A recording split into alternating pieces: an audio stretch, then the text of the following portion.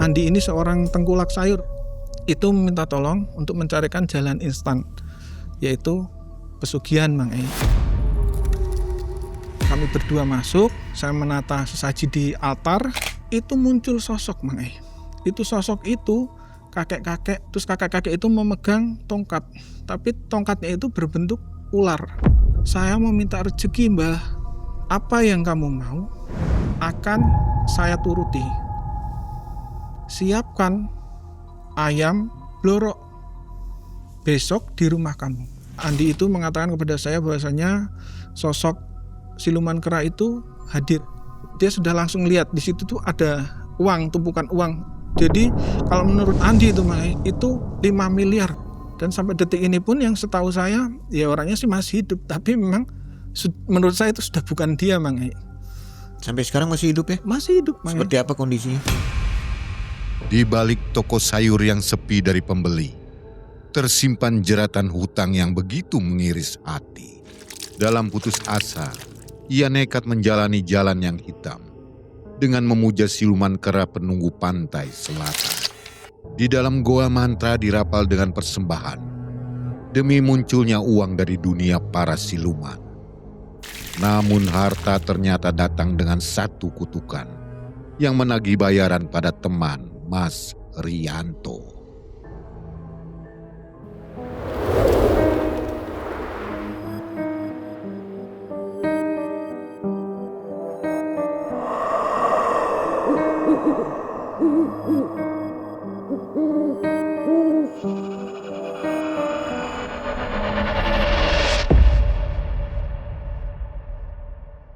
Assalamualaikum warahmatullahi wabarakatuh. Waalaikumsalam warahmatullahi wabarakatuh. Selamat malam juga Sobat MM yang setia menanti kehadiran Malam Mencekam ya. Tayangan hari ini ceritanya sangat bagus. Jadi Mang Ei udah tahu duluan nih. Sobat, ada narasumber jauh-jauh datang dari Semarang hari ini. Namanya Mas Rianto. Iya betul. Kenalan dulu lah. Siap. Apa kabar Mas Rianto? Alhamdulillah sehat, Mang Ei. Dari Gimana? Semarang ya? Iya, dari Semarang, Mang Ei. Halo, selamat pagi Kak. Ini kami sudah berangkat dari Semarang. Sekarang sudah ada di Alas Roban ini Kak. Perjalanan ke Cirebon untuk bertemu dengan Mang Ei dan rekan-rekan tim Malam Mencekam. Berapa jam ke sini? Tadi jalan santai 5 jam, Mang Ei. 5 jam ya? Iya, Mang Ei. Lumayan jauh juga ya. Iya, Mang Ei. Jadi ngehubungi Malam Mencekam lewat mana Mas Rianto? Oh, lewat WA, Mang Ei. WA ya? Iya, lewat WA. Nah, untuk sobat yang lain yang ingin berkisah di Malam Mencekam boleh hubungi ke admin ya. Nomor-nomornya ada di deskripsi. Mas Rianto, dari Semarang itu punya kisah tentang pernah nganterin pesugihan katanya ya. Benar sekali, Mang Ei. Ini nganterin atau gimana? Saya nganterin Jadi teman. saksi gitu? Iya, jadi sekaligus jadi saksi, Mang Ei. Jadi ngelihat betul orang itu melakukan pesugihan Betul sekali. sampai suksesnya. Betul sekali, Mang Ei. Gimana, nggak dilarang atau dicegah begitu? Sebenarnya awal saya sudah melarang, Mang Ei, karena memang itu terus terang pantangan ya buat saya karena tidak sesuai dengan apa yang istilahnya jalur yang dikehendaki lah seperti itu, Mang Ei. Sempat saya sarankan untuk tidak melakukan tapi tetap memaksa, Mang Ei. Oke. Dan karena kisah ini terlalu sensitif jadi harus memakai masker ya. Betul, Mang Ei. Ada sesuatu yang tidak bisa Betul diceritakan. sekali. Iya, Mang Ei. Oke Mas Rianto, sudah siap nih Insya Allah. ditonton ribuan orang di Malam Mencekam? Insya Allah, Mang Ei, sudah siap. Baik. Malam Mencekam, Semakin malam semakin mencekam. ini dia Mas Rianto.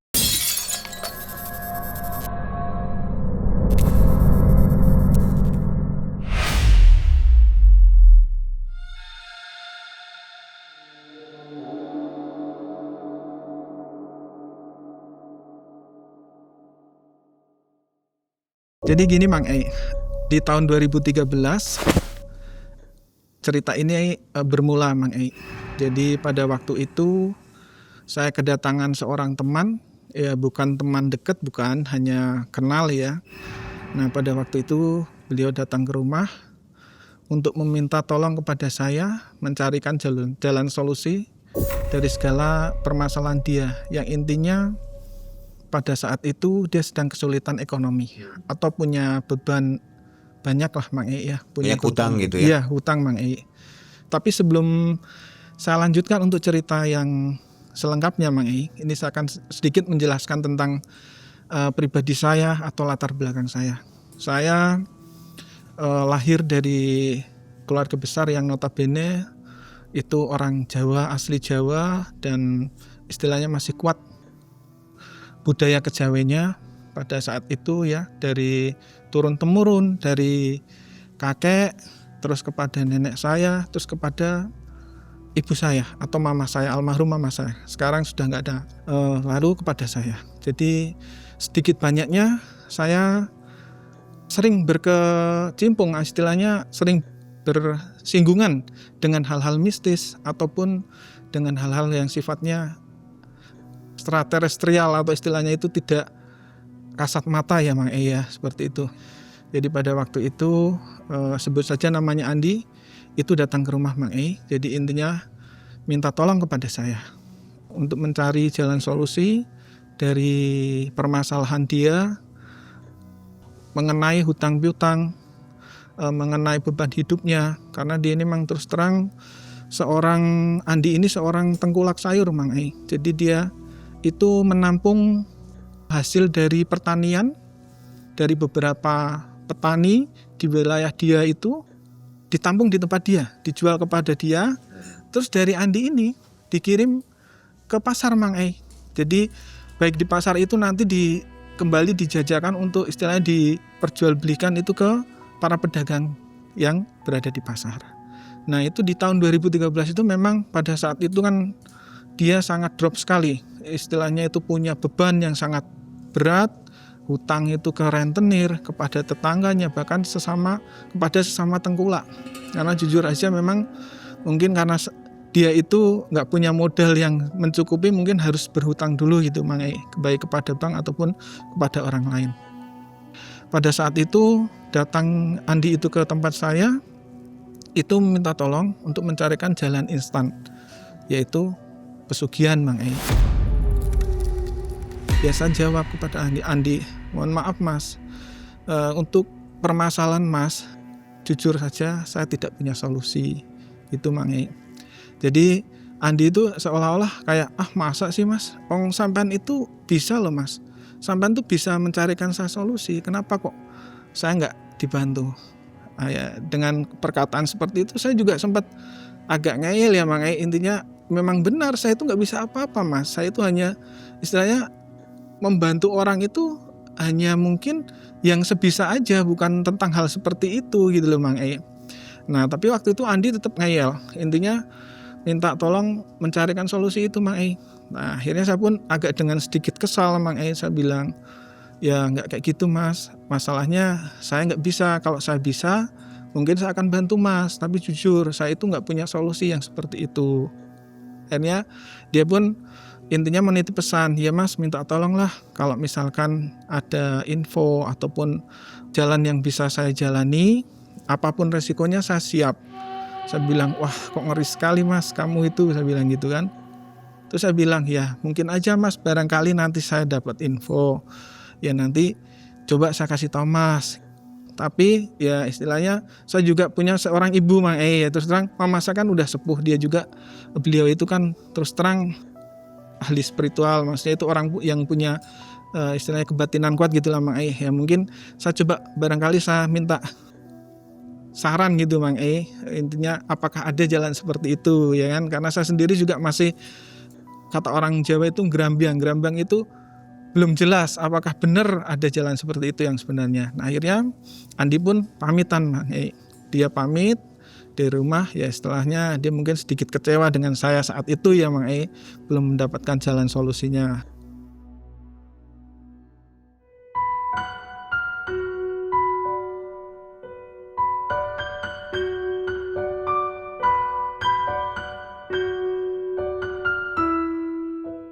Selang 2 hari Mang Ei, dia datang lagi ke rumah untuk meminta solusi kembali kepada saya, istilahnya seolah-olah menekan gitu. Tapi kali ini dia datang tidak sendirian Mang Ei, dia bersama temennya, ya sebut saja namanya Imron. Nah Imron ini teman dekat Andi ya, dari kecil ya, memang mereka itu remajanya memang besarnya juga barengan. Terus si Imron inilah yang istilahnya mungkin karena tahu, Andi itu tahu kalau Imron itu dekat dengan saya baik, mungkin dia mengajak Imron barangkali bisa istilahnya mempengaruhi saya untuk bisa membantu Andi seperti itu Mang Ai. Jadi mereka itu tetap istilahnya memaksa untuk tetap mencarikan solusi. Akhirnya saya bilang, ya udah kalau memang seperti itu nanti coba saya akan bilang ke mama saya. Mungkin barangkali mama saya punya info ataupun jalan seperti itu. Maksudnya hanya sekedar memberikan wawasan gitu, gambaran Mang Ai. Nah akhirnya saya pun datang menemui mama saya. Kebetulan mama saya ini rumahnya nggak jadi satu Mang Ai sama saya gitu lah. Mama rumah sendiri, almarhum itu waktu itu masih ada mama saya, terus saya itu udah berkeluarga sendiri gitu Mang Ai. Akhirnya terus saya datang ke tempat mama untuk menanyakan, "Mah, ini ada teman nih yang datang ke rumah. Intinya itu mau minta tolong Mah." "Minta tolong apa?" "Ya intinya mau minta tolong untuk mencarikan jalan yang instan. Intinya mencarikan jalan pesugihan gitu." "Lah, apa itu nggak bahaya?" kata mama saya seperti itu Mang Ai. Terus kalau orang yang biasanya seperti itu harus benar-benar siap resikonya, karena itu pasti di belakang hari tetap resikonya sangat berat. Saya bilang, "Apa jalan seperti itu ada Mah?" "Iya ada. Sebenarnya jalan itu ada, tapi ya itu harus datang ke suatu tempat." Nah kebetulan yang ditunjukkan mama itu di pesisir pantai selatan Mang Ai. Saya kembali bertemu dengan Andi dan Imron ini untuk menjelaskan apa yang saya dapat informasi dari mama saya.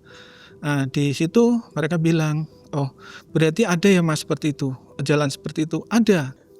Karena memang kata mama tuh di pantai selatan ada tempat yang bisa untuk lelaku atau meminta sesuatu kepada yang gaib tentang segala sesuatu persoalan hidup kita, yaitu tapi terus terang itu tidaklah gratis atau tidaklah mudah. Itu ada lelakunya dan itu pasti ada risikonya di kemudian hari. Akhirnya Andi pun menjawab, "Udah Mas, aku nggak begitu memikirkan itu. Aku yang penting saat ini aku cepat mendapatkan jalan solusi atau mendapatkan jalan keluar untuk masalah utang piutangku ini." Intinya seperti itu Mang Ai. "Terus kapan kita berangkat?" Malah dia seolah-olah menantang kepada saya gitu Mang Ai. Intinya kapan mengajak berangkat. Akhirnya saya bilang, kalau waktu yang tepat ya memang itu bagusnya di hari Kamis atau malam Jumat. Mereka pun bertanya lagi kepada saya, "Terus sarana apa saja yang dibawa Mas? Terus nanti lelakunya di sana gimana?"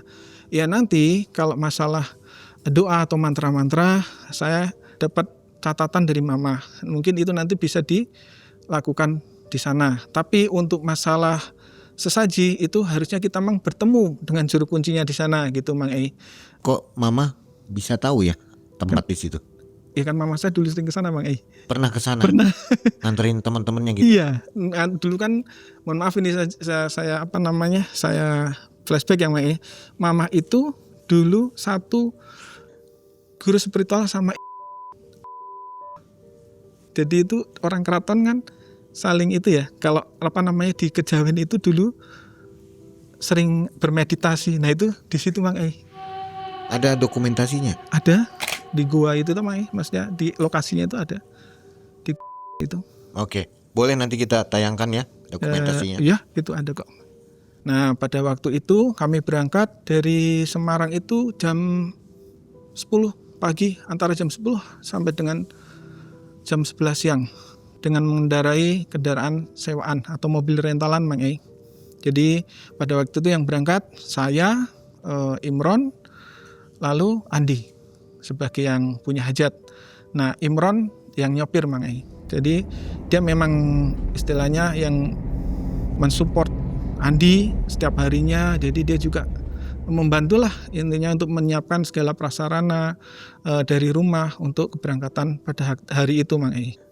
Setelah sampai di sekitaran Jogja itu sudah hampir habis duhur Mang Ai, sekitar jam 2. Kami itu sempat beristirahat karena sebelum itu sempat terjadi insiden Mang Ai. Sebelum kami mencapai ke Parangtritis itu, ban mobil yang kami kendarai itu meledak. Jadi pertama itu ban kanan depan itu meledak. Tapi yang anehnya setelah kami kembali melakukan perjalanan sekitar mungkin 3 kiloan Mang Ei, itu ban belakang sebelah kiri itu kembali meledak Mang Ei. Padahal ya sebenarnya itu menurut saya itu normal, nggak ada permasalahan apa-apa di ban itu gitu loh. Jadi seolah-olah kayak ada penolakan ya, atau mungkin ada gejala atau kode-kode alam tertentu gitu Mang Ei. Jadi saya pun sempat pada waktu itu setelah ban yang kedua meledak itu saya sempat agak marah sama kedua teman saya itu. Intinya saya bilang, loh apa ini tadi nggak dicek dulu waktu di tempat rentalnya sana? Kenapa kok bisa seperti ini? Bahkan si Imron pun sempat menyela Mang Ei, bilang, enggak kok Mas, tadi nggak ada kenapa-kenapa. Dengan pihak pemilik rental pun tidak ada masalah Mang Ei. Itu benar-benar itu ban itu nggak ada istilahnya, bukan tipis, bukan juga ban yang jelek gitu loh. Memang benar-benar sudah dipersiapkan untuk perjalanan kami itu pada waktu itu gitu. Tapi entahlah seperti itu gambarannya itu kayak menurut saya itu ada keanehan gitu Mang Ei. Setelah kami memasang kembali ban yang kedua itu yang bocor, kami pun kembali melanjutkan perjalanan hingga sampailah kami itu di Parangtritis itu. Selepas duhur itu sekitar jam 2 menjelang jam 3 kami di situ sempat istirahat sebentar ya kan, terus ngopi-ngopi lah Mang Ei di sekitaran pantai itu. Terus kami pun sepakat untuk melanjutkan perjalanan ke area yang dituju. Nah, dari Parangtritis itu sekedar menggambarkan itu menuju ke tujuan itu mengarahnya ke areal perbukitan Mang Ei. Tapi sebenarnya kalau ditempuh itu sekitar 8 kilo dari Parangtritis itu. Nah, kami akhirnya berangkatlah ke sana sampai di pos.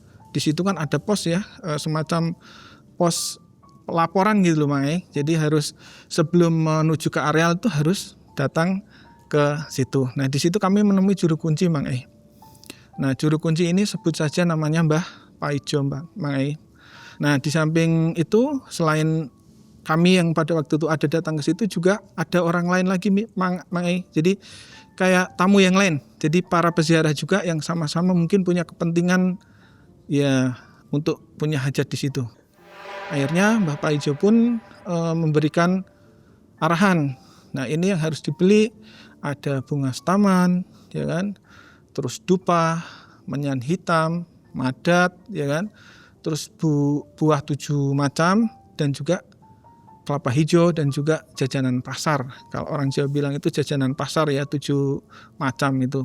Akhirnya kami pun membeli alat-alat itu, prasarana itu. Kebetulan pada waktu itu masih ada waktu, tenggang waktu ya, sebelum tiba malam hari. Jadi kami pun turun kembali untuk membeli sarana itu. Nah, setelah kami membeli sarana itu, akhirnya kami kembali lagi ke pos. Mbah juru kunci itu sempat mewanti-wanti kepada kami. Intinya, Mas minta tolong nanti kalau sampean pada turun, pada melakukan laku di sana, saya mewanti-wanti. Apabila bertemu dengan hewan-hewan yang ada di hutan ini, tolong jangan diganggu, jangan istilahnya berbuat yang tidak baik, intinya seperti itu. Terus kami pun mengiyakan Mang Ei. Jadi Mbah Paijo itu mengatakan, pokoknya yang hati-hati, di sini bukan tempat untuk sembrono. Jadi kalau kamu punya tujuan, kamu harus punya satu tujuan, yaitu yang kamu capai. Jangan sampai kamu kemana-mana, intinya jangan terpengaruh apapun. Akhirnya kami pun berpamitan kepada Mbah Paijo pada waktu itu. Terus kami bertiga menuju ke lokasi yang akan kami untuk lakukan ritual itu Mang Ei. Jadi dari pos itu menuju ke lokasi itu masih ada perjalanannya lagi Mang Ei. Tapi mohon maaf kalau di sana itu memang medannya sangat berat. Jadi tidak bisa ditempuh dengan mobil ataupun motor. Kalaupun motor juga mungkin harus motor trail Mang Ei. Jadi itu kalau motor-motor biasa saya pikir itu nggak akan bisa sampai ke pos yang terakhir lah, intinya seperti itu. Akhirnya kami pun berjalan menyusuri hutan kecil sebelum menuju ke lokasi itu kan sebuah hutan, gambarannya itu sebuah hutan kecil, itu hutan jati. Nah kebetulan pada saat itu menjelang maghrib ya Mang Ei, jadi Sewaktu kami berjalan menuju ke tempat yang akan kami lewati itu kami mendapati segerombolan kera, Mang. Tapi ada satu monyet ini yang besar, mungkin dia rajanya mungkin ya, atau mungkin dia ketua gengnya monyet itu mungkin ya. Nah dia itu di atas batu dekat pohon itu, dia itu sambil melihatin ke arah kami gitu kan. Dia kayak menyeringai gitu, jadi kayak menatap tajam gitu.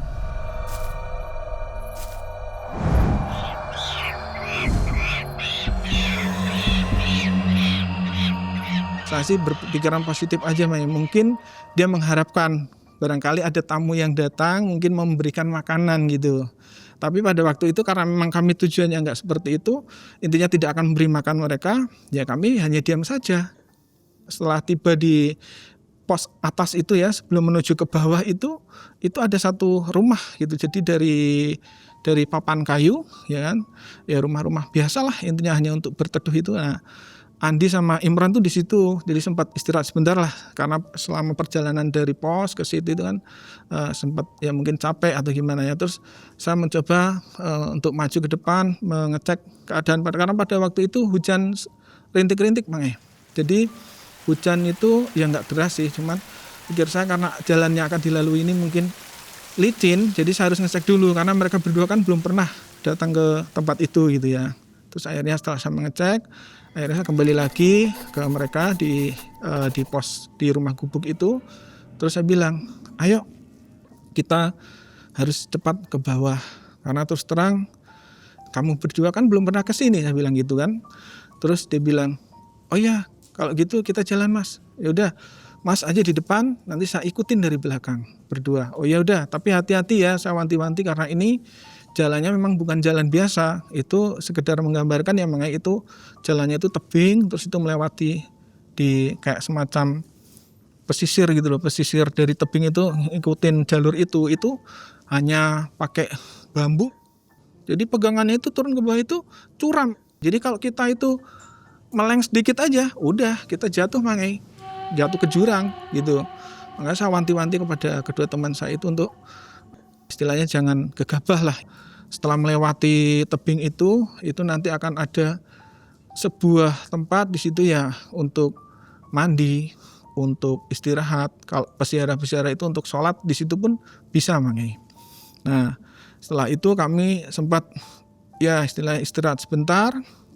Terus kami meletakkan barang-barang bawaan kami, ya ada sesaji dan sebagainya, itu bekal kami juga di situ. Kami pun istirahat, terus mandi bergantian.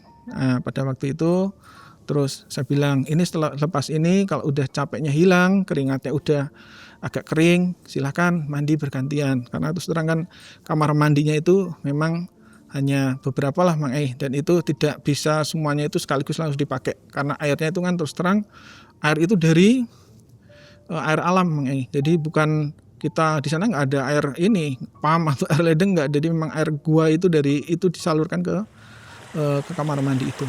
Jadi setelah itu bergiliran kami pun mandi. Itu saya sempat ngobrol sama mereka berdua ini.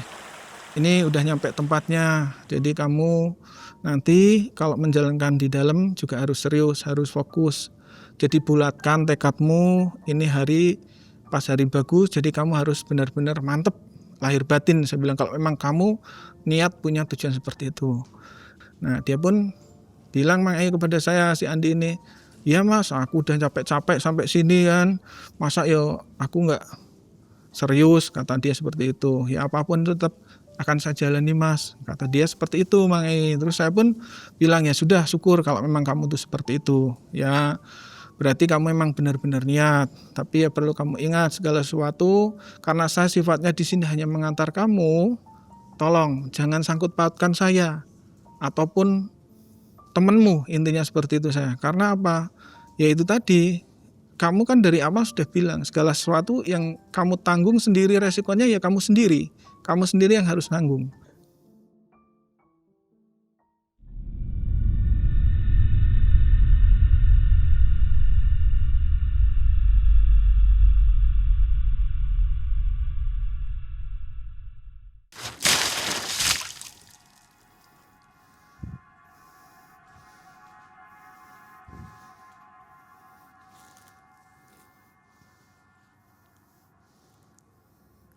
topinya mantap ini.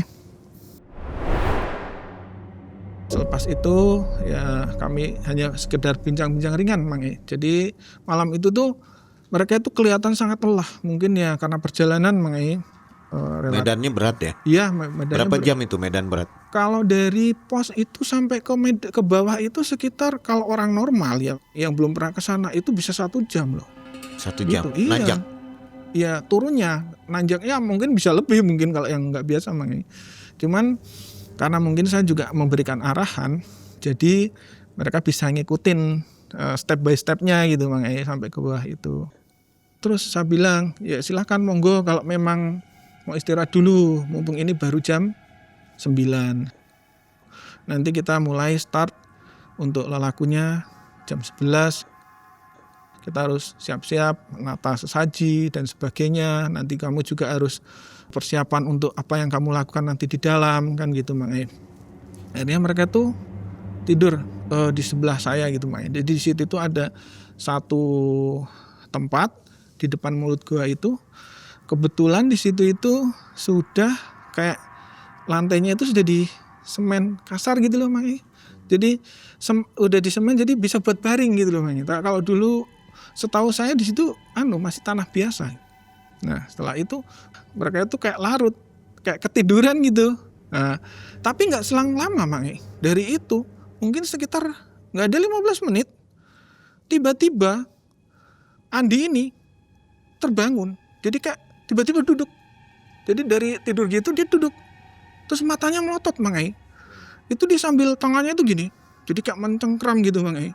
Terus dia itu kayak mengeluarkan suara kera Mang E. Kan Imron tuh di sebelahnya ya. Itu spontan.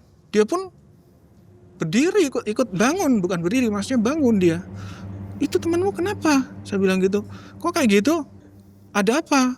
Dia kok tiba-tiba seperti itu? Gak tahu Mas, kan tadi tidur di sebelah saya. Mas juga kan tahu. Coba ayo kita pegangin dulu. Kita coba sadarkan. Akhirnya dari itu saya pegang, saya rangkul Mang E, tapi itu masih kayak berontak. Tapi nggak banget, cuman kayak tetap mau berontak. Saya rangkul, terus saya juga sempat membacakan beberapa doa, istilahnya membuat dia sadar lah dengan apa yang saya bisa. Saya ilmu istilahnya kelebihan yang saya punya itu saya itu kan Mang E, untuk menyadarkan dia, intinya seperti itu. Akhirnya nggak selang dari itu mungkin sekitar 5-10 menit dia sadar. Jadi dia lunglai gitu, terus saya berikan air minum. Setelah itu dia sadar Mang E. Nah setelah sadar dia sempat agak bengong gitu. Terus saya nanya, Mas kamu itu kenapa? Kok seperti itu? Kok kamu tadi kayak kerasukan ya? Saya bilang gitu. Terus dia bilang, aku tuh gak sadar Mas. Aku tuh tadi tidur. Tapi tiba-tiba badanku tuh ada yang gerakin. Tapi aku gak tahu. Ya udahlah, saya untuk mencairkan suasana ya Mang E ya. Saya bilang, ya udah mungkin kamu kecapean mungkin gitu. Ya udah, mumpung masih ada waktu, kalau mau istirahat dulu aja, nggak apa-apa lah, dilanjutkan tidurnya, nanti tak bangunin. Aku bilang gitu Mang E. Terus dia bilang, ya Mas, aku tak lanjut geletak gitu ya. Kata orang Jawa itu geletak itu baring gitu ya, berbaring gitu. Ya udah, akhirnya berdua tuh berbaring lagi Mang E. Tapi pada waktu malam itu, saya memang suasananya tuh saya rasa itu mencekam Mang E. Jadi kayak beda gitu loh. Kan itu di bibir gua itu kan langsung pantai. Jadi itu langsung dengan lautan lepas Mang E. Jadi menurut saya itu entah itu karena memang anginnya gede dan suara ombak itu mungkin berdentum seperti itu ya. Mungkin jadi menurut saya itu mungkin tambah suasana itu jadi kayak mencekam gitu loh. Nah, tapi saya pun ya tetap nggak bisa ikut terus tidur, nggak bisa. Saya terus duduk, karena saya nggak ngerokok ya saya cuma diam aja lah, seperti itu. Nggak selang lama lagi Mang E, 10 menit itu kembali kejadian seperti itu. Si Andi itu tiba-tiba kalau kali ini lompat Mang E, dia jadi kayak lompat, langsung dia itu kayak semacam kayak membungkuk gitu, jadi kayak matanya itu pecicilan gitu Mang E. Terus dia itu langsung mencengkram baju si Imron yang sebelahnya itu, langsung ditarik gini Mang E, dicabik sampai bajunya ini lobang, ini sobek, di sini sobek, lengannya ini sobek gini.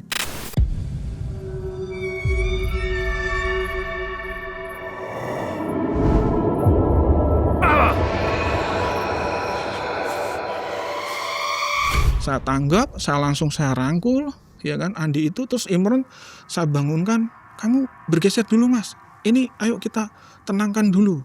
Itu masih meronta Mang Ei. Itu dia masih berusaha untuk memberontak, berusaha untuk istilahnya itu menyerang si Imron itu. Setelah itu saya kembali mendoakan dia, istilahnya saya dengan istilahnya kemampuan apa yang saya miliki lah, intinya seperti itu. Akhirnya selang itu pun reda, terus dia sadar Mang Ei. Tapi di balik itu Mang Ei, saya sedikit kecewa dengan mereka Mang Ei. Karena setelah si Andi itu sadar, Imron pun saya deketi pelan-pelan, terus saya ajak, ayo mas, kamu sini dulu, kita ngobrol bertiga nih. Cuman saya pengen mendengar nih kejujuran kalian berdua. Saya nanya gitu Mang Ei, sebenarnya kalian tadi melakukan apa? Atau sampean itu tadi berbuat apa? Sewaktu kita perjalanan di sini ke sini, atau selama kita itu perjalanan sampai di tempat ini, sampean tadi sempat berbuat apa? Mereka setengahnya saling bertatapan Mang Ei.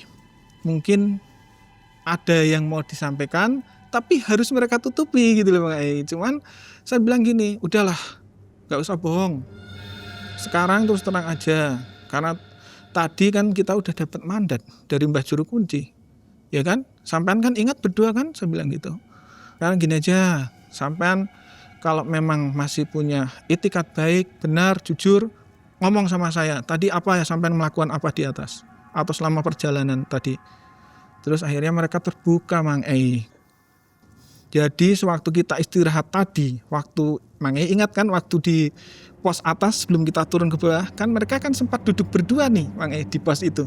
Waktu ada gerombolan monyet itu Mang Ei, ternyata mereka itu menghujat atau seolah-olah kayak apa ya, mengata-ngatai Mang Ei gitu. Jadi mereka itu bilang, mereka berdua dalam obrolan tuh bilang, si Andi ngomong, weh Des itu kalau dalam bahasa Jawa itu panggilan ke laki-laki tapi agak kasar gitu loh Mang Ei. Jadi Des gitu, kalau orang dari Semarang kan pasti tahu lah itu Des gitu. Bilang, Des ini kalau monyet ini besar-besar, ini kalau dibuat rica-rica dagingnya, buat tambul untuk makan sambil minum alkohol enak katanya gitu.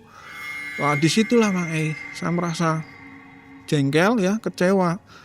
Wah sampean berdua ini memang, saya bilang gitu, sampean ini sudah nyalai aturan.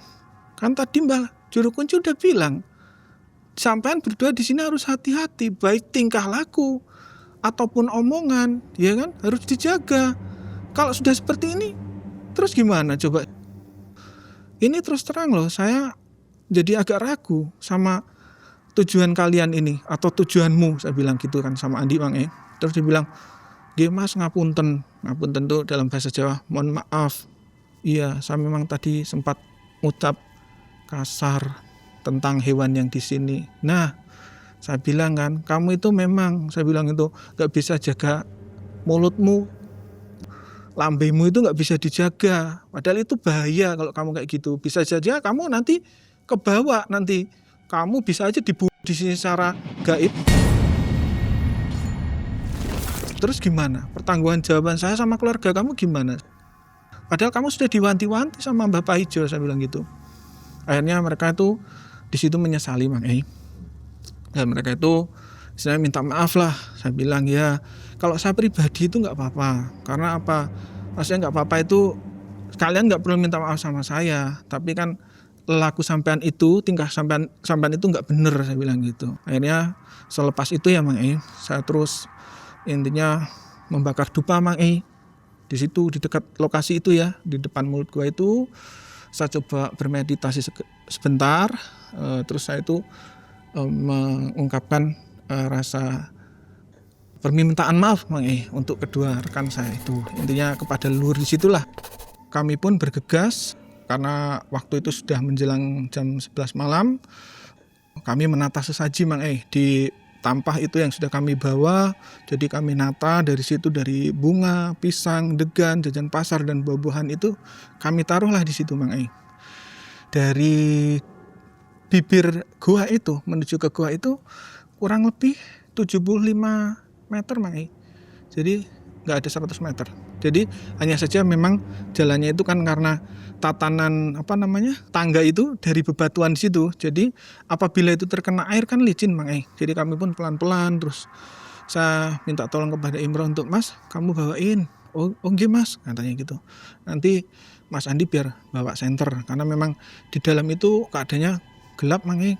Nah akhirnya kami pun naik pelan-pelan karena licin. Nah tibalah kami sampai di depan mulut gua yang untuk ritual itu. Setelah Imron memberikan sajinya kepada saya, tuh saya bilang, udah Mas, sampean nunggu aja di mulut gua, di depan ya Mas. Nanti sampai di sana aja, kami berdua masuk dulu. Kami berdua masuk, saya menata sesaji di altar, di depan altar itu, di dalam gua itu. Saya mempersilahkan Andi untuk berada di samping kanan saya, sedangkan saya berada di samping kiri dia. Terus kami pun menyalakan lilin Mang Ei. Kami awal itu menyalakan lilin dahulu, setelah itu kami membakar kemenyan, ya kan? Setelah itu membakar dupa. Nah pas pada saat membakar dupa itu, saya sempat melihat sekelebatan bayangan. Padahal waktu itu belum mulai Mang Ei, baru sekedar membakar dupa gitu loh. Nah itu sekelebat bayangan Mang Ei, lewat di depan saya, hitam gitu. Cuman saya waktu itu nggak melihat secara spesifik ya gambarannya itu seperti apa wujudnya, nggak hanya cuman lewat gitu aja. Nah selepas saya membakar dupa itu, saya kemudian berdiam diri sejenak. Andi pun saya bilang, Mas sampean diam aja, saya tak bermeditasi sebentar untuk menyerahkan sesajinya ini kepada eyang-eyangnya di sini, karena yang saya bantu hanya cuman sampai di sini, nanti sampean yang melanjutkan perjalanan laku sampean. Andi pun bilang, ya Mas, ya silahkan. Akhirnya saya pun mulai, saya meditasi sebentar di situ Mang Ei, kira-kira mungkin sekitar 10 menit. Tapi di dalam gambaran saya itu tadi, sosok hitam tadi itu muncul Mang Ei, yang tadi sliveran itu tuh muncul. Jadi di dalam meditasi saya itu dia muncul, cuman itu kayak siluet, cuman badannya besar, hitam, jadi kayak mungkin ya kalau orang bilang mungkin kayak sosok genderuwo, tapi kalau saya melihatnya itu bukan genderuwo. Nah itu dia di situ. Nah setelah itu dia pergi, sosok itu menghilang gitu loh Mang Ei. Saya pun kembali dari meditasi saya, terus saya bilang sama Andi, Mas ini jatahnya jenengan monggo dilanjutkan lakunya, saya hanya sampai cukup sini untuk membantu jenengan. Saya nanti tunggu di luar. Saya wanti-wanti, jika nanti sampai di dalam ini belum mendapatkan gambaran atau belum mendapatkan petunjuk, mohon ditunggu sampai sampean itu mendapatkan petunjuk. Jangan keluar dulu, dan tolong sampean jangan lari ya kalau takut. Karena apa? Nanti kalau sampean lari, di dalam ini kan gelap, otomatis nanti bisa sampean tuh malah benjut kepalanya, saya bilang tuh. Karena apa Mang Ei? Di dalam itu kan batu stalaktit itu kan tajam-tajam Mang Ei. Ya, terus akhirnya Andi pun mengiyakan. Terus saya bilang, jangan lupa lagi Mas, nanti rapalan atau mantranya yang udah diberitahu nanti dibacakan. Nggih Mas, saya lakukan. Pokoknya wanti-wanti kalau nanti sampai sudah selesai, ya sudah sampai keluar, saya tunggu di depan, di mulut gua. Gitu Mang Ei. Akhirnya saya pun mundur dari mulut gua, dari dalam gua, saya keluar. Nah, disitulah Andi memulai ritualnya Mang Ei. Jadi memang dia melakukannya sendiri di dalam gua itu. Kebetulan di situ tidak ada siapapun dan benar-benar pure dia sendiri. Singkat cerita, antara pukul 2, mungkin bisa lebih sedikit Mang Ei, mungkin jam 2 malam itu kayak lamat-lamat Mang Ei, ada suara Mas gitu, Mas gitu. Itu berulang-ulang Mang Ei. Cuman saya sempat mengabaikan karena saya pikir karena kita duduk di depan mulut gua yang dekat dengan laut, kan saya pikir itu mungkin suara deru atau angin gitu Mang Ei. Jadi saya sempat berpikiran, wah itu mungkin bukan suara orang, saya pikir gitu. Selang beberapa menit, cuman mungkin 2 atau 3 menit, itu suara itu berulang lagi. Mas, Mas, Mas gitu, sampai yang terakhir itu agak kencang. Akhirnya si Imron ini tanggap, mungkin itu mungkin suara yang dia kenal, dan itu suara Andi Mang Ei. Ayo Mas, kita ke dalam, ayo dilihat itu mungkin Andi udah selesai atau ada apa. Akhirnya kami bergegas Mang Ai. Kami masuk lagi ke dalam gua, setengah berlari kami naik itu Mang Ai. Ternyata benar, di dalam setelah kami sendiri itu posisi Andi itu telentang Mang Ai. Dia telentang gitu di dalam gua itu, sudah badannya basah ya kan, terus bajunya itu kena tanah yang sekitaran situ, terus dia itu keringatnya besar-besar Mang Ai. Kayak semacam kayak tremor gitu, jadi kayak bergetar gitu ya. Terus dia bilang, mas, tolong aku dibawa keluar. Loh kenapa mas? Udah ayo aku dibawa keluar. Aku dibapah, intinya minta istilahnya ditarik atau dibopong gitu ya mungkin ya. Saya bilang ya ayo. Terus dibantu Imron, saya berdua, kami papah pelan-pelan dari dalam, terus kami tuntun sampai ke atas di mulut gua. Nah di situ saya berikan air minum dulu, terus saya biarkan dia tenang dulu. Terus akhirnya berceritalah dia Mang Ai gitu loh. Jadi selama dia di dalam itu, selepas ditinggalkan saya keluar, itu nggak selang lama itu, kata Andi, itu muncul sosok Mang Ai. Itu sosok itu kakek-kakek, berwujud kakek-kakek gitu. Terus kakek-kakek itu memegang tongkat, tapi tongkatnya itu berbentuk ular.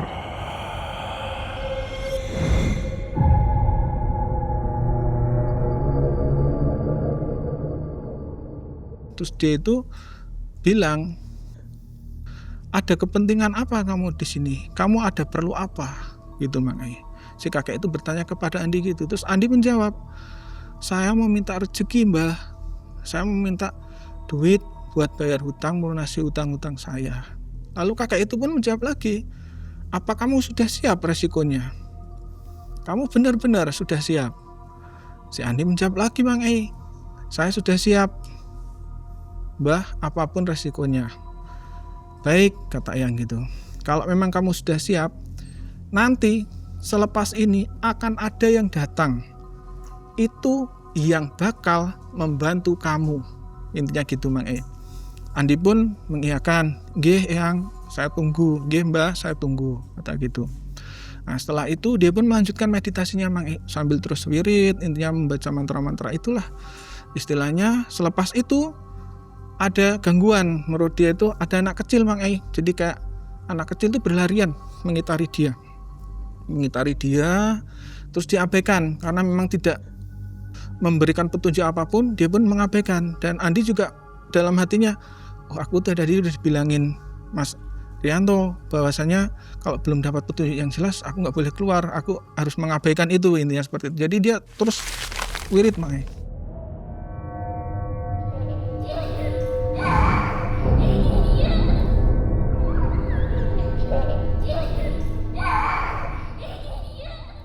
Terakhir dia meditasi itu, dia mendengarkan suara Mang Ai. Dari dalam gua itu ada suara.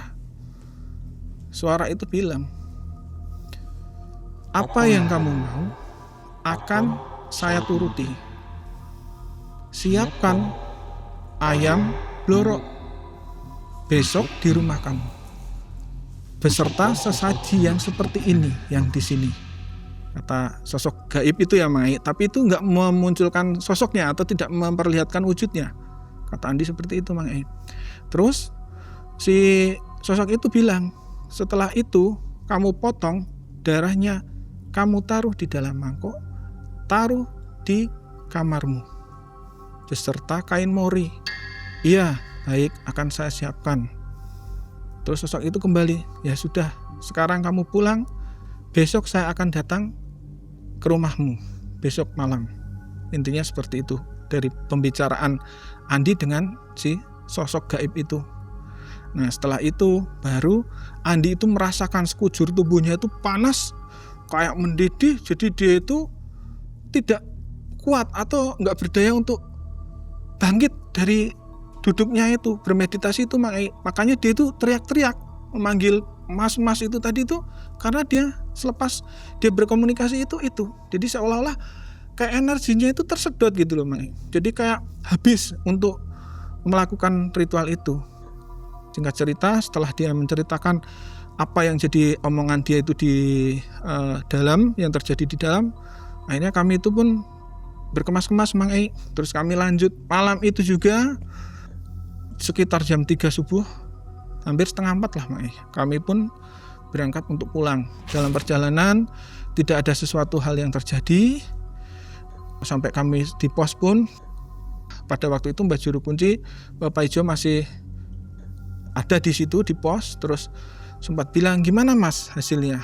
Bapak Ijo sempat nanya begitu. Terus saya pun bilang, ya itu tadi yang berhajat sudah selesai katanya Mbah, ini tinggal mau pulang aja, dilanjut di rumah. Ya sudah, nanti tak doakan berhasil di rumah, sukses ya gitu. Pesannya cuma seperti itu dari Mbah Juru Kunci. Terus bilang, yang penting sampean benar-benar istilahnya menjalankannya, jangan sampai ada kesalahan apapun. Terus Andi pun menjawab, nggih Mbah, katanya gitu. Ya sudah, akhirnya kami berpamitan malam itu Mang Ei. Kami pun pulang. Sampai di rumah itu ke pagi harinya. Terus saya dibawa ke rumah, diantarkan sampai ke rumah. Terus mereka berdua pulang ke rumah masing-masing Mang Ei.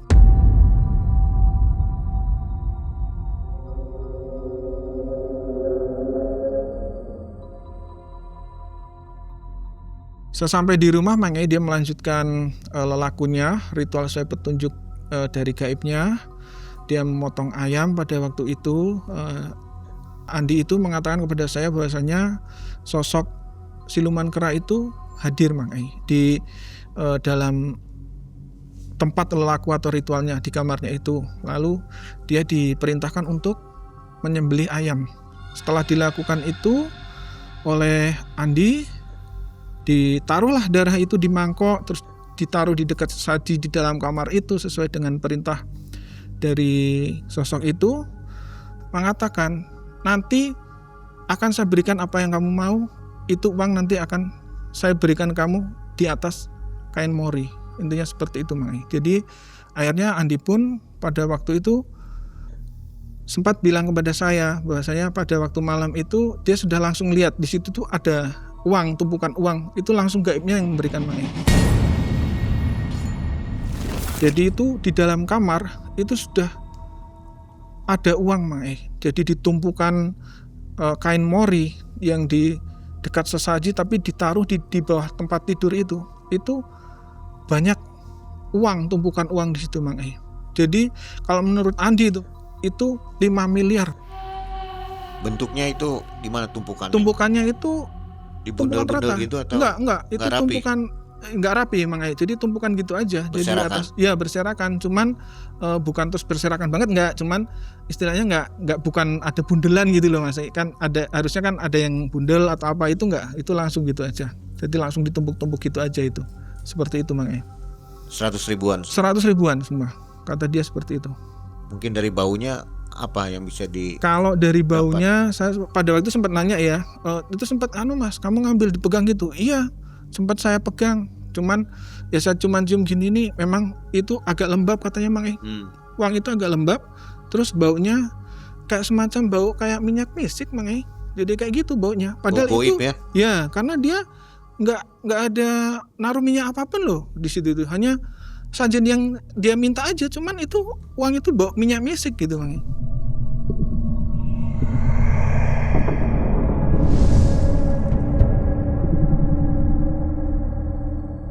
Andi pun memberikan kabar kepada saya, Mas ini gimana? Kok di rumah sudah terjadi seperti ini?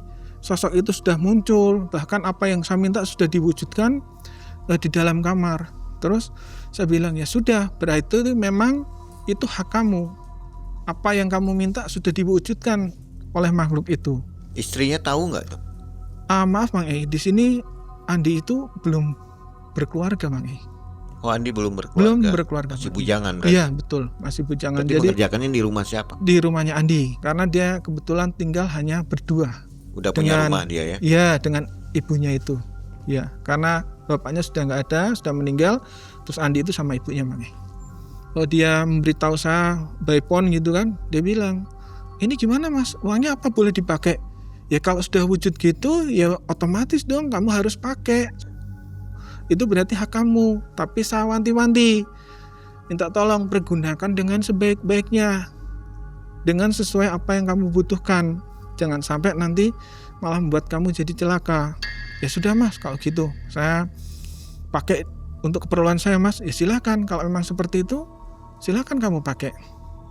Intinya itu sudah hak kamu, tapi tolong jangan menyangkut apapun, istilahnya resiko di belakang itu jangan menyangkut siapapun. Itu cukup kamu saja. Setelah itu, selang hari dia pun berhasil memberesi hutang-hutangnya, membayar hutang kepada rentenir, kepada tetangga, bahkan kepada sesama tengkulak, ya kan. Terus dia bisa membelikan perhiasan ibunya, bahkan dia bisa membangun rumahnya yang mungkin kurang istilahnya fasilitasnya, seperti kayak gudang. Dia memang cita-citanya pengen punya gudang untuk menyimpan sayuran-sayuran yang dari petani itu.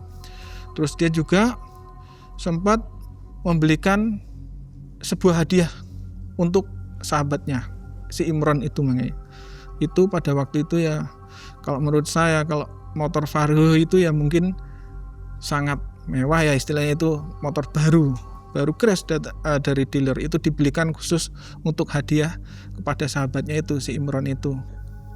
Ya itu saya tahu itu juga kabar dari Imron langsung gitu. Kalau Mas Danto dikasih juga? Enggak Mang Ei, saya terus terangkan dari awal saya sudah bilang, saya hanya mengantar, istilahnya saya hanya membantu apa yang saya bisa Mang Ei, tapi saya tidak berharap apapun. Hari demi hari sudah dijalani, dia usahanya sudah kembali bangkit, dia sudah kembali mobilitas ke pasar-pasar, mengantarkan sayuran, ya kan, terus melakukan jual beli yang sudah sewajarnya orang berdagang lah, karena dia sudah lancar, dia juga punya modal. Nah, tapi setelah itu Mang Ei, saya dengar sendiri dari Imron bahwasanya si Andi ini sudah mulai nggak bener gitu lakunya Mang Ei. Dia sering istilahnya pergi ke klub malam lah, ke tempat karaokean. Dia sering hura-hura menghamburkan uangnya gitu loh. Jadi saya bilang sama Imron, Mas tolong dong, itu temanmu dikasih tahu, itu kan uang harus digunakan dengan sebaik mungkin untuk keperluan yang baik. Kenapa dihamburkan seperti itu? Iya mas, nggih, nanti saya akan kasih tahu ke Andinya gitu. Ya tolonglah, kamu kan deket, orang deket, rumahmu juga deket, kamu juga sering jadi satu karena kamu sahabatnya. Saya bilang gitu Mang Ei. Imron bilang, iya mas, sekarang itu kok gelagatnya aneh.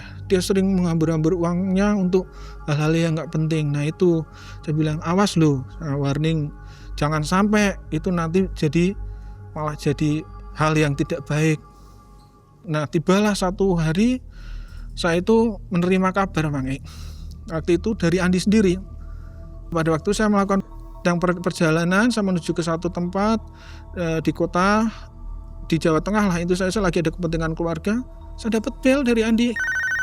Di dalam bel itu dia bilang, Mas, aku minta tolong dong. Ini kok ibuku sakit, mau dibawa ke rumah sakit. Lah sakit apa? Gak tahu ini mas. Tiba-tiba dia lemas. Terus dia itu panas, badannya panas tinggi. Terus sekarang ini pingsan mas, gak sadarkan diri. Ya udah saya bilang gitu, kamu cepat-cepat bawa ke rumah sakit. Mungkin itu sakitnya kamu gak tahu. Coba dicek ke dokter, dibawa ke rumah sakit. Dibawalah Mang Ei itu ke rumah sakit. Pagi harinya Mang Ei, saya dapat kabar lagi. Tapi kali ini dari Imron Mang Ei. Itu bilang, ibunya Andi meninggal. Innalillahi, saya bilang, berarti kenapa ini ya sakitnya? Saya sempat berpikiran, apa ini ada efeknya?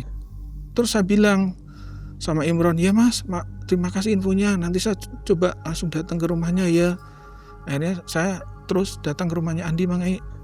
Istilahnya mengucapkan bela sungkawa. Terus istilahnya itu saya lihat Andi juga sangat sedih. Dia juga sempat setengahnya kayak sudah tidak punya semangat. Terus saya pun datang bilang, mas, udah kamu yang sabar. Saya bilang tuh, mungkin ibumu memang sudah jalannya seperti ini. Saya bilang gitu. Dia itu sempat sambil di dekat jenazah ibunya itu sempat ya menangis seperti itu Mang Ei. Saya juga sempat terenyuh lah, ikut sedih gitu Mang Ei. Dengan mungkin ya perasaan terpaksa, dia sedih belum bisa menerima kenyataan, dia pun mengantarkan lah jenazah ibunya ke pemakaman untuk dimakamkan. Itu setelah berapa bulan ritual itu? Itu sudah sekitar 3 bulanan Mang Ei. Itu 3 bulanan kejadian ibunya itu meninggal itu sekitar 3 bulanan. Berarti benar itu tumbal pertama. Iya, makanya kalau menurut saya seperti itu. Karena kan si sosok gaib itu pernah mengatakan bahwasanya saya akan meminta sesuatu yang berharga dari kamu. Sewaktu-waktu saya minta. Intinya seperti itu, Mang Ei. Nah, itu jadi saya berpikiran, oh berarti ini mungkin tumbal yang memang diminta sama gaib, sosok gaib itu, Mang Ei. Setelah kepergian meninggalnya ibunya itu dia sering nggak pulang ke rumah, terus dia itu sering hura-hura di luaran. Itu saya dapat cerita langsung dari Imron itu, Mang Ei. Jadi dia itu memang kayak semacam menghindari tanggung jawab. Jadi dia itu kayak semacam nggak punya beban. Jadi dia memang sengaja pergi keluar rumah, terus dia mungkin foya-foya, senang-senang, pulang dalam keadaan mabuk dan sebagainya. Mungkinnya itu sering sekali dilakukan seperti itu. Dan akhirnya apa yang saya bayangkan, apa yang saya pikirkan itu ternyata kejadian benar. Saya pada waktu itu menerima kabar di telepon ya sama pamannya Andi, Mang Ei, bahwasanya Andi itu mengalami kecelakaan. Itu mobil itu yang ditumpangi Andi sama Imron itu menabrak pohon di jalan yang menyebabkan si Andi ini patah kakinya, fatal ya kan, sampai pendarahan di kepalanya. Dan Imron itu terjepit di kabin mobil itu, di depan itu meninggal di tempat, Mang Ei. Yang Imron itu temannya itu. Sedangkan si Andi ini tidak sadarkan diri. Karena saya mendengar berita itu, saya pun langsung sigap, Mang Ei. Saya menghubungi keluarganya, saya tanya di rumah sakit mana. Akhirnya dibawalah ke rumah sakit besar pada waktu itu di Jogja ya. Saya langsung datang ke sana. Saya lihat memang benar, Mang Ei. Itu dia itu nggak sadarkan diri. Jadi dalam ICU itu sudah dirawat ya istilahnya dengan peralatannya yang kedokteran ya, Mang Ei. Itu di situ mungkin sedang diupayakan gimana, terus kakinya itu diamputasi, Mang Ei. Tapi posisi waktu itu dia belum sadarkan diri waktu saya datang ke sana itu. Dan saya pun ya menyatakan kesedihan yang mendalam kepada keluarganya Andi, juga Imron, ya kan.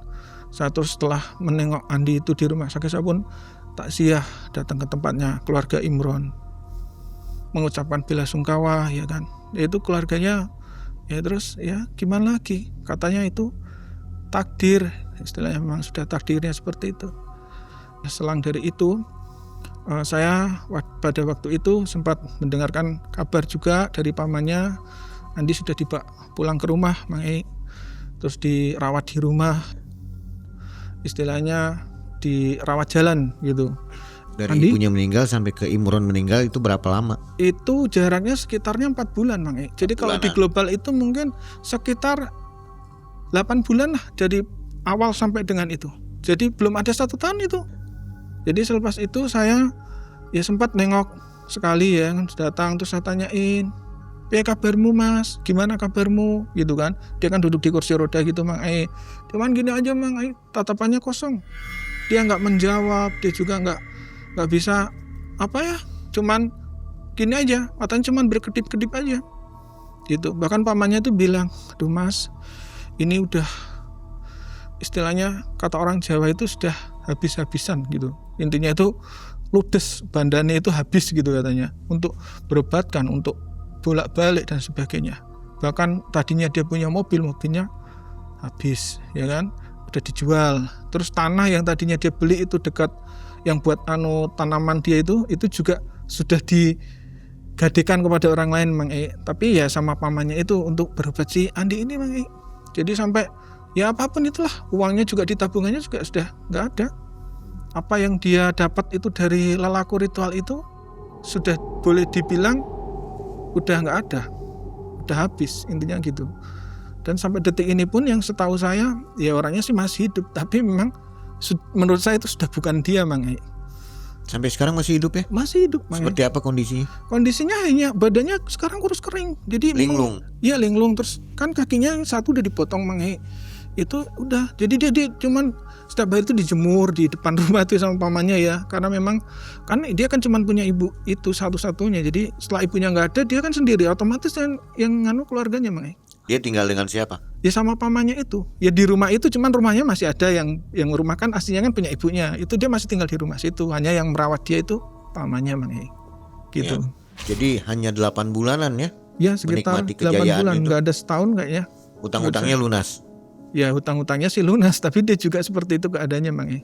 Kalau ketemu dengan Mas Rianto, kenal nggak dia? Dia cuma natap, tapi dia nggak bisa jawab. Saya bilang, masih kenal nggak sama saya? Saya bilang gitu. Dia cuma natap aja, tapi nggak bisa jawab. Nggak bisa ungkapin gitu, cuman kayak melongo gitu mulutnya itu kayak gitu. Apa perasaan Mas Rianto setelah melihat ini? Saya menyesal Mang Ei, ya saya bersedih juga. Intinya itu akhirnya kok sampai seperti itu gitu Mang Ei. Ya ada penyesalan juga sih, walaupun saya juga di hati kecil saya sempat ada ya pemikiran bahasanya ya itu sih sebenarnya salah dia karena dia yang mau. Cuman kan saya juga sebagai manusia naluri ya kan Mang Ei, ya sempat merasa sedih lah, kasihan gitu Mang Ei. Kalau ngeliat keadaannya memang kasihan memang. Ya. Pesan untuk penonton MM, bahaya dari pesugihan. Iya Mang Ei, jadi kalau menurut saya sebelum segala sesuatu itu terjadi sebaiknya dipikirkanlah matang-matang. Karena punten dan mohon maaf sekali, untuk lelaku seperti itu memang menurut saya tidak sangat disarankan lah intinya. Pasti akan ada resikonya di belakang hari, Ya. di kemudian hari. Itu seperti itu Mang Ei. Apalagi hanya pendek aja ya. Iya. Jangka 5 pendek. tahun juga enggak ya. Enggak ada. Itu bahkan mungkin setahun juga kayaknya nggak ada sih, nggak ada kayaknya. Kalau dari tarik dari awal sampai dan akhir nggak ada. Kayaknya nggak ada setahun. Lingkungan sekitar tahu si Mas Andi melakukan pesugihan. Nggak ada yang tahu. Nggak ada yang tahu. Nggak ada yang tahu. Hanya Mas Anto aja. Pamannya juga nggak tahu. Makanya terus terang saya sampai serapat ini, saya baru cerita kali ini di MM gitu Mang Ei. Mas Rianto hanya menjadi saksi. Saksi dari sebuah pilihan yang ternyata tak bisa untuk diulang kembali. Ritual itu memberi hasil. Segalanya memang datang dengan cepat. Dan Andi berhasil mendapatkannya. Namun, hidupnya perlahan hancur. Satu persatu orang terdekatnya pergi begitu saja. Hingga ia merasa kehilangan dirinya sendiri. Dan sejak saat itu, sudah tak ada lagi yang bisa disesali. Karena keserakahan tak pernah berhenti sebelum semuanya habis. Halo Sobat Malam Mencekam, ini waktunya buat sobat semua untuk jadi lebih dekat bersama Malam Mencekam. Ayo gabung membership sekarang, cuma dengan Rp10.000 per bulan loh. Kalian bisa dapat akses ke ratusan konten eksklusif. Mulai dari pembuktian ilmu goib, perjalanan dan penelusuran tim Malam Mencekam, sampai momen lebih dekat bersama para narasumber. Dan gak cuma itu, member juga bisa nonton video terbaru lebih awal. Plus dapat emoji dan badge eksklusif khusus member, biar identitas kalian makin mencekam. Klik tombol gabung sekarang dan jadilah bagian dari keluarga besar member Malam Mencekam.